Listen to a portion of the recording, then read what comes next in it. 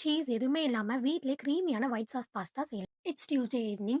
Tuition பசங்க எல்லாரையும் சீக்கிரமா அனுப்பிட்டேன். இன்னைக்கு தான் லாஸ்ட் டே. இதுக்கப்புறம் சம்மர் ஹாலிடேஸ் வந்து ஸ்டார்ட் ஆயிடும். ஸோ இன்னைக்கு சீக்கிரமா போட்டுமாக்கா அப்படின்னு கேட்டு எல்லாரும் சீக்கிரமா கிளம்பிட்டானுங்க. எக்ஸாம் முடிஞ்சிருச்சுங்க. இதுக்கப்புறம் 1 1/2 மந்த்துக்கு டியூஷன் இருக்காது. ஸோ ஈவினிங்ல எனக்கும் வந்து கொஞ்சம் போர் அடிக்கும். இன்னைக்கே கொஞ்சம் போரிங்காக தான் இருந்துச்சு. சரி இன்னைக்கு நைட் டின்னர் நான் ப்ரிப்பேர் பண்ணலான்னு ஸ்டார்ட் பண்ணிட்டேன். இன்னைக்கு டின்னருக்கு ஒயிட் சாஸ் மில்க் பாஸ்தா தான். இதுக்கு ஒரு பேன்ல கீ, கார்லிக், ஆனியன்லாம் சாட்டே பண்ணி எடுத்துக்கணும். அது கூட 1 1/2 கப் மைதா ஃப்ளோர் ஆட் பண்ணிட்டு அது கூட மில்க் கொஞ்சம் கொஞ்சமாக ஆட் பண்ணி கலந்து விட்டுக்கணும். அது கூட பெப்பர், சால்ட் வந்து நமக்கு ஸ்பைசினஸ்க்கு ஏற்ற மாதிரி பெப்பர் வந்து யூஸ் பண்ணிக்கலாம். அதெல்லாம் யூஸ் பண்ணிவிட்டு 2 டேபிள் ஸ்பூன் பாஸ்தா பாயில் பண்ண வாட்டரும் இதில் ஆட் பண்ணிக்கிட்டேன்.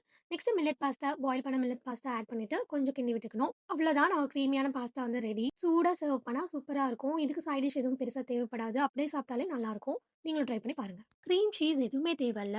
டேஸ்ட் காம்ப்ரமைஸ் ஆகாமல் சூப்பராக இருக்கும் ரெஸ்டாரண்ட் ஸ்டைலில்.